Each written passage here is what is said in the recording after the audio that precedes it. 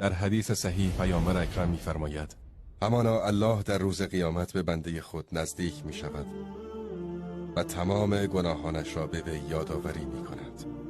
پس به او میگوید که ای بنده، آیا به یاد داری روز فلانی چنین کردی یا چنان کردی؟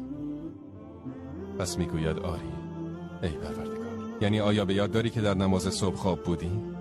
آیا به یاد داری هنگامی که تنها در اتاق بودی و چیزهای حرام را در اینترنت روشن کردی؟ به یاد داری؟ آیا به یاد داری هنگامی که در فلان سرزمین بودی و تلویزیون را باز کردی و شروع به نگاه کردن و چیزهای حرام کردی؟ آیا به یاد داری؟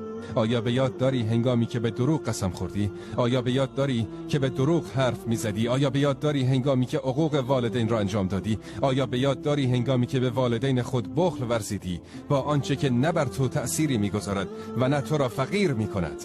آیا به یاد داری هنگامی که به فلانی حسادت کردی و غیبت کردی و گفتی